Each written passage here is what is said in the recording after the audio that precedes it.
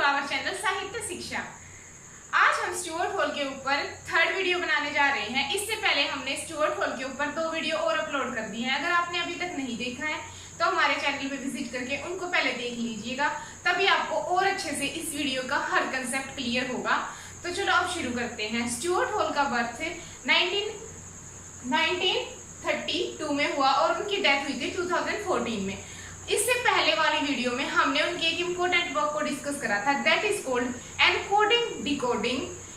Encoding decoding का full title था encoding decoding on television discourse, that is publish in 1973। अब उस पूरे जो वर्क था उसको हमने डिस्कस कर लिया था, बट वो वीडियो ज्यादा लेंथी हो रही थी, इसलिए उसका एक पार्ट जो एक इम्पोर्टेंट थ्योरी थी वो रह गई थी, जो हम इस वाली वीडियो में डिस्कस करने वाले हैं, दैट इज रिसेप्शनिस्ट थ्योरी। ये वो वाला रिसेप्शन नहीं है कि रिसेप्शन वाला रिसेप्शन नहीं है, बिल्कुल भी उससे कनेक्ट मत करना, पहले भी मैंने बताया हुआ है अच्छे से। तो अब ये है क्या, चलो देख लेते हैं। सबसे पहले तो हम देख लेते हैं कि रिसेप्शनिस्ट थ्योरी का मीनिंग क्या है।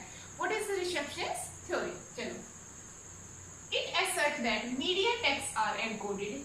ये क्या चीज हमें बताती है कि जो मीडिया है वो क्या करती है, वो कोई भी टेक्स्ट को एनकोड करती है, यानी कि प्रोड्यूस करती है। उसके बाद क्या करती है, वो डिकोडर तक पहुंचाती है। ठीक है, एनकोडर जैसे कि मैं और डिकोडर जैसे कि आप। मैंने कोई मैसेज प्रोड्यूस करा और आप तक पहुंचाया। ठीक है, तो मीडिया कोई भी मैसेज एनकोड करता है, डिकोडर तक पहुंचाता है। अब आगे देखिए,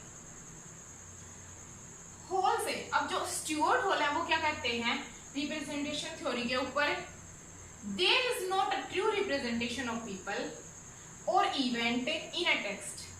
यानी कि मान लिया कि मैं आपको बोल रही हूं कि मैं पूरा दिन काम करती हूं, तो हो सकता है ये चीज मेरी आपके इमोशन को गेन करने के लिए हो, तो आप उस पर कैसे बिलीव करोगे? हो सकता है कुछ लोग बिलीव कर भी ले, हो सकता है कुछ ना भी करें। तो उस चीज के लिए क्या है कि वो हो सकता है रियल भी 50-50% चांस है। तो ऑडियंस क्या करते हैं, ऑडियंस इस चीज को जांचते हैं, परखते हैं कि क्या ये जो मैंने बोला है क्या ये सही है या नहीं, क्या मैं पूरा दिन काम करती हूँ या नहीं करती हूँ। इस बात के ऊपर जो डिकोडर होते हैं वो अपना पॉइंट ऑफ व्यू रखते हैं। तो कोई भी ट्रू रिप्रेजेंटेशन नहीं होती लोगों की। ठीक है, जैसा कि मैंने अभी एग्जांपल दिया। और इवेंट की किसी भी टेक्स्ट के अंदर, टेक्स्ट मतलब किसी बुक, कोई बुक हो गई या कोई आर्टिकल हो गया, कोई न्यूज़पेपर हो गया। ठीक है, अब आगे देखो, but these are lots of ways these can be represent. पर इन चीजों को रिप्रेजेंट करने के बहुत सारे तरीके हैं। जैसे मैं ये कह सकती हूँ कि मैं एक हाउसवाइफ भी हूँ, उसके साथ में एक टीचर भी हूँ, उसके साथ में एक मदर भी हूँ, उसके साथ में एक वाइफ भी हूँ। तो कितने सारे काम जुड़ गए ना मेरे से। तो इन चीजों को रिप्रेजेंट करने के लिए मैंने एक अलग वे का यूज करा। ठीक है, कि जो ट्रू रिप्रेजेंटेशन है ना वो तो शायद शो नहीं करी। मैंने ये तो नहीं बोला कि हाँ मैं अगर हाउसवाइफ हूँ तो मैं क्या करती हूँ, मैं रोटियां बनाती, ये तो मैंने नहीं बोला, पर्टिकुलर एक नाम दे दिया। ठीक है, तो लॉट्स ऑफ वेज यानी कि बहुत सारे तरीके हैं उसको एक्सप्लोर करने के, उसको बताने के। जैसे मैंने अब जो लॉट्स ऑफ वे हैं वो रिप्रेजेंट करे जाते हैं, पर जो प्रोड्यूसर होता है वो ये चीज फिक्स करता है कि जो भी आप बता रहे हो या बताना चाह रहे हो उसका एक फिक्स मीनिंग हो, फिक्स मीनिंग हो, ताकि लोग आपके टेक्स्ट को अच्छे से अंडरस्टैंड कर पाए। जैसे कि मैंने बताया कि अब मैंने हाउसवाइफ का एग्जांपल लिया था, तो मैंने हाउसवाइफ बोल दिया या मैंने बोल दिया स्टूडेंट। तो स्टूडेंट के नाम आते ही एक पर्टिकुलर मीनिंग फिक्स हो गया कि जिसमें ऑल स्टूडेंट आ जाते हैं। जो भी आप देख रहे हो वो सारे ही स्टूडेंट हैं जो भी लर्निंग कर रहे हैं। तो एक ऐसा फिक्स मीनिंग क्रिएट कर लेना जो खुद में ही क्या हो, लोगों को अंडरस्टैंडिंग हो जिस चीज की। अब इसका एक और एग्जांपल ले लेते हैं। जैसे कि हम कहते हैं कि अयोध्या से जब वनवास काट के जब अयोध्या राम आया था, तो उस टाइम पे क्या हुआ था कि सबने बहुत ज्यादा खुशी जताई थी। तो उस टाइम पे जब सबने अपनी खुशी को एक्सप्लोर करा था, तो सबके पास ऑप्शन था कि कोई किस तरीके से कोई खीर बनाएगा, कोई हलवा बनाएगा, कोई दिया जलाएगा, कोई और कुछ करेगा, मतलब सबके अपने पॉइंट ऑफ व्यू थे। बट उन सब चीजों को हटाकर एक फिक्स मीनिंग रख दिया गया और उसको बोला गया दीपावली, कि हाँ जिस दिन राम अयोध्या से आया था ना उस दिन सब लोग मिलके ना भाई दीप जलाएंगे। तो ये एक फिक्स मीनिंग क्रिएट कर दिया गया। अब जब भी दीपावली आती है, दीपावली का नाम क्रिएट होता है, तो एक फिक्स मीनिंग है कि हाँ भाई किस लिए है, तो वो सबको पता होता है। तो ऐसे एक फिक्स मीनिंग को क्रिएट कर दिया जाता है। अब आगे देखो, okay, meaning is constitute by representation by what is the present and what is absent and what is different. अब ये बहुत ही जबरदस्त पॉइंट है। देखो, मीनिंग है वो इस वे से बनाया जाता है, जैसे दीपावली वो इस वे से बनाया गया कि वो किस चीज को रिप्रेजेंट कर रहा है, दीप, यानी कि वो दिए को रिप्रेजेंट कर रहा है। तो कोई भी जब आप मीनिंग क्रिएट कर रहे हो या मीनिंग को कॉन्स्टिट्यूट कर रहे हो, तो उसको इस तरीके से बनाना जाए ताकि वो किसी चीज को रिप्रेजेंट कर सके। ठीक है, कि व्हाट इज प्रेजेंट, कि उसके अंदर क्या चीज प्रेजेंट है, व्हाट इज एब्सेंट, उस चीज के अंदर कुछ रह तो नहीं गया, एंड व्हाट इज डिफरेंट, और जो हमने बनाया है क्या वो कुछ दूसरी चीज से अलग है। जैसे कि इसका एग्जांपल मैं दे देती हूँ। जैसे अब कोरोना के टाइम पे जो सोशल मीडिया था, वहां पे जहां पर भी आप जा रहे थे, हर जगह किसकी बात चल रही थी, कोरोना की ही, कि कोरोना 2 गज दूरी, मास्क है जरूरी, या कई और अदर मीनिंग हो गए कि सब 30 मीटर की या जितने भी दूरी बना के रखो, सोशल डिस्टेंस रखो, इतनी सारी चीजें क्रिएट हो रही थी ना। तो जो न्यूज चैनल्स हैं या मास मीडिया, हर जगह क्या चल रहा था, इसी का टॉपिक चल रहा था। तो क्या जितने भी जो चैनल थे उन सब पे एक ही हेडिंग आ रही थी कोरोना वायरस की? नहीं ना, किसी पे आ रहा था आज कोरोना के इतने केस गुजरात में पाए गए, किसी पे आ रहा था गुजरात में पाए गए इतने केस, या किसी पे आ रहा था आज की बड़ी न्यूज गुजरात के कोरोना केसेस का हुआ खुलासा। तो ऐसे अलग अलग, बट अब ये ध्यान रखो मीनिंग तो फिक्स था, मीनिंग तो एक ही था ना कि कहाँ पे पाए गए, मीनिंग तो एक था, बट रिप्रेजेंट करा गया कैसे, कि अपने अपने तरीके से। व्हाट इज डिफरेंट, कि हमारे लिए कोई भी काम जो हम कर रहे हैं वो एक डिफरेंट वे से कैसे हो, डिफरेंट तरीका क्या है उसको करने का, उसलिए। ठीक है, अब आपको क्लियर हो गया होगा, आई होप। ओके, अब देखो, representation mean not only reflect और डिस्टॉर्टेड रियलिटी। अब ये क्या कह रहे हैं कि रिप्रेजेंटेशन का मतलब ये नहीं है कि आप ट्रू चीजों को ही दिखा रहे हो, ओनली रियल साइड ही दिखा रहे हो। ठीक है, आपको रियल चीजों से हटके भी, जैसे कि एंटरटेनमेंट हो गया या फिर किसी चीज को मॉडिफाई करके रिप्रेजेंट करना। जैसे कि आपने देखा होगा कि अगर मूवीज होती हैं, वो शूट होती है, तो क्या आपको वो 3 घंटे की मूवी में वो जो 30 दिन लगाते हैं या 1-1 साल लगाते हैं, वो सब कुछ दिखाते हैं?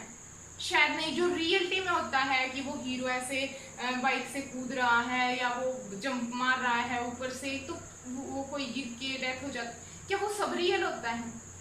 नहीं ना। तो वो रिप्रेजेंटेशन होती है जो किस चीज को रिफ्लेक्ट करती है, जो रिफ्लेक्ट करती है ना केवल रियलिटी को, but when we generate meaning, but उस चीज को करती है जिससे कि हम मीनिंग को जनरेट कर पाए। Audience self create it's meaning, और ऑडियंस खुद ही उसका मीनिंग क्रिएट कर लेते हैं। कैसे कर लेते हैं क्रिएट? अब देखो, मान लिया मैंने आपके आगे एक पिक्चर प्रेजेंट करी जिसमें एक लड़का एक लड़की को गुलाब दे रहा है घुटनों पे बैठ के, तो क्या मुझे उस पिक्चर को दिखाने के बाद आपको कुछ बताने की जरूरत है? आपके मन में जो चीजें आई, मुझे क्या उसको एक्सप्लेन करने की जरूरत है? आप सारे के सारे बच्चे समझ गए होंगे कि उसका मतलब है कि एक लड़का एक लड़की को प्रपोज कर रहा है। तो अब कई जो बच्चे होंगे उनका कंसेप्ट उन्होंने अपनी लाइफ से जोड़ा होगा, किसी ने किसी और की लाइफ से जोड़ा, मतलब सबका पॉइंट ऑफ व्यू अलग होगा उस बारे में। ठीक है, अब मान लिया मैं नाम लेती हूँ एक डॉग। अब जब मैंने डॉग का नाम लिया तो आपके आसपास जिस भी तरीके की डॉग है, अगर आपका कोई पेट डॉग है या आपका कोई स्ट्रीट डॉग है, तो आपके माइंड में क्या पिक्चर प्रेजेंट हुई? उसी डॉग की प्रेजेंट हुई ना। ठीक है, एक कोई ऐसा जादू वाला डॉग तो नहीं आ गया कि जो आज तक आपने देखा ही ना हो, ऐसी पिक्चर प्रेजेंट हुई ना जो आपके आसपास थी। तो सबके हिसाब हिसाब से जितने भी ऑडियंस होते हैं वो सेल्फ में खुद क्रिएट करते हैं मीनिंग को। तो आई होप कि आपको रिप्रेजेंटेशन थ्योरी अच्छे से समझ में आ गई होगी। फिर भी अगर कोई डाउट हो तो कमेंट बॉक्स में बता दीजिएगा। अब हम इसके सेकंड थ्योरी को शुरू करते हैं, जो कि इसके नेक्स्ट वर्क की है। इसके वर्क का नाम है कल्चरल आइडेंटिटी एंड डायस्पोरा, जो 1996 में पब्लिश हुआ था। ठीक है, इसमें जो मेन है वो है डायस्पोरा। ठीक है, डायस्पोरा क्या होता है उस चीज के बारे में बता देती हूँ। What is the meaning of diaspora? Diaspora is the community of people, एक ऐसी कम्युनिटी है लोगों की दैट सेम होमलैंड, जो किससे बिलोंग करते थे? सेम होमलैंड से, but who have been scattered, अब वो बिखर चुके हैं या अलग हो चुके हैं, और have migrated to other lands, या फिर मिग्रेट यानी कि चले गए हैं। मिग्रेट का मतलब होता है खुद अपनी मर्जी से ना जाना, किसी दूसरे की किसी रूल्स की वजह से या किसी के फोर्स की वजह से जो अदर लैंड पर चले गए हैं, दैट इज कॉल्ड डायस्पोरा। अब मैं एक बार और इजी लैंग्वेज में बता देती हूँ। मान लिया, इसका एक बेस्ट एग्जांपल मैं आपको देती हूँ जिससे आपको क्लियर हो जाएगा। इंडिया और पाकिस्तान पहले इकट्ठे थे, फिर क्या हुआ कि 1947 के बाद जब उनका डिवीजन हुआ तो इंडिया अलग हो गया और पाकिस्तान अलग हो गया। अब जब ये दोनों अलग अलग हो गए तो कुछ इंडिया के लोग पाकिस्तान में, जो रिलेटिव थे उनके, वो पाकिस्तान में चले गए, कुछ रिलेटिव पाकिस्तान वालों के इंडिया में रह गए। आज भी उनके कांटेक्ट हैं, पर जो वहां पे रिलेटिव चले गए या कुछ उनके जो यहाँ पे रह गए, उनके अंदर कैसे फीलिंग रही होगी? सबसे ज्यादा तो जो पाकिस्तान चले गए वो कैसा फील कर रहे होंगे? एक अलग स्टेट में जाके फोर्सफुली उनको भेज दिया गया, ना चाहते हुए भी उनको जाना पड़ा, कितने मतलब कैसा फील कर रहे होंगे? तो डायस्पोरा यही होता है कि मतलब एक जगह को छोड़कर, जहाँ वो उनकी एंसेस्ट्री यानी कि पूर्वजों की जगह उसको छोड़कर और किसी ऐसी जगह पर चले जाना जहाँ की उनकी कोई कल्चरल आइडेंटिटी ना हो, तो वहां पे जाके वो क्रिएट करते हैं अपनी कल्चरल आइडेंटिटी को। ठीक है, और अपने कल्चर को वो क्या करते हैं, आगे प्रोसेस करने की कोशिश करते हैं अपने बच्चों तक। That is called diaspora. अब देखो, द प्लेस, यहाँ पर जहाँ पर पीपल रह रहे होते हैं, उसके बाद वो माइग्रेट कर देते हैं, उसके बाद वो क्या करते हैं, अपनी खुद की एक पहचान बनाने की कोशिश करते हैं। अब इसका एक एग्जाम्पल तो हो गया ये इंडिया पाकिस्तान। दूसरा एग्जाम्पल है जो अफ्रीकन थे। अफ्रीकन के बारे में तो सबने सुना है, और एक बार मैं बता भी देती हूँ कि वो क्या होता था कि साउथ अमेरिका के रास्ते से अफ्रीकन जो थे वो सब के सब स्लेव बना के लाए जाते थे अमेरिका में, और उनसे काम करवाया जाता था एज अ स्लेव। क्यों? स्लेव का मतलब होता है दास, यानी कि नौकर की तरह। और अगर कोई मना कर देता था तो उनको फांसी पे लटका दिया जाता था। इसका एक बड़ा ही जबरदस्त नोवेल लिखा है अफ्रा बैन ने ओर्नो को, तो उसमें इसको और अच्छे से बहुत ही डीपली और बहुत ही माइंड ब्लोइंग तरीके से रिप्रेजेंट करा हुआ है अफ्रा बैन ने। वो एक राइटर थी। ठीक है, तो उनको जब ले आया जाता था शिप के द्वारा, तो धीरे धीरे क्या हुआ कि वो सब ले आते थे उनको, जो भी, और अगर वो गलत काम करते थे तो उनको मार दिया जाता था। अब क्या हुआ कि धीरे धीरे करके जो ब्लैक पीपल थे उनकी आइडेंटिटी ही खत्म होना शुरू हो गई, उनकी कोई पहचान ही नहीं रही।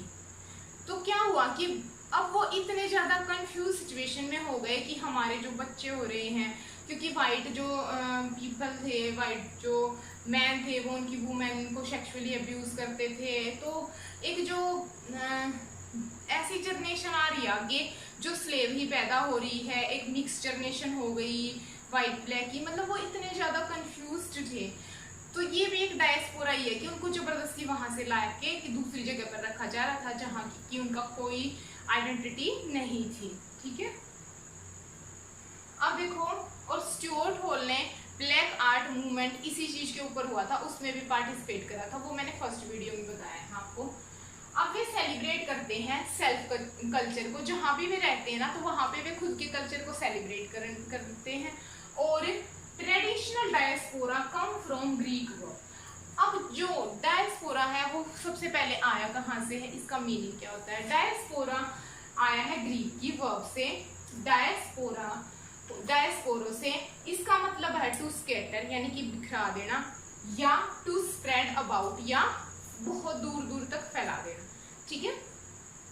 अब होल इस चीज को डिफाइन करता है कि in political position which has no absolute guarantee is an unproblematic transcendental law of origin. क्या कहता है वो कि जो पॉलिटिक पोजीशन है ना उसमें कोई भी ऐसी गारंटी नहीं है कि वो उसके अंदर प्रॉब्लम क्रिएट ना हो, या उसके अंदर कोई ट्रांसडेंटलिज्म का मतलब कि कोई नेचर में बदलाव ना हो, या फिर जो कानून बने हुए हैं उनके अंदर कोई चेंज ना हो। तो इस बात की कोई भी गारंटी नहीं लेता है पॉलिटिक्स में। अब आ जाते हैं कल्चरल आइडेंटिटी में। कल्चरल आइडेंटिटी में हॉल ने बोला है कि cultural identity is not only a matter, केवल एक मैटर ही नहीं है कि हाँ बस वो लोग जो आइडेंटिटी को ढूंढ रहे हैं वही नहीं है, बल्कि but want to become future belonging as that it was past. पर वो क्या चीज है, वो एक ऐसी चीज है जिससे कि लोग फ्यूचर में जिस चीज से बिलोंग होने वाले हैं, क्या वो अपनी पास्ट को छोड़ देंगे, या वो जो फ्यूचर है उसके साथ चलेंगे, या वो अपने पास्ट को फ्यूचर के साथ लेके चलेंगे। That is called cultural identity. I hope कि आपको ये दोनों की दोनों जो थ्योरी थी वो बड़े अच्छे से समझ में आई होंगी, ठीक है। और ये स्टुअर्ट हॉल के ऊपर हमने 3 वीडियोस में पूरा का पूरा कवर करने की कोशिश करी है, उनकी सारी इंपॉर्टेंट थ्योरीज के बारे में और उनकी और जो अदर जो इनिशिएटिव थे उनके बारे में। फिर भी अगर आपको किसी और टॉपिक पे वीडियो चाहिए है तो कमेंट बॉक्स में बताइएगा, हम अपलोड करने की कोशिश करेंगे जल्द से जल्द। Thank you friends, thank you so much.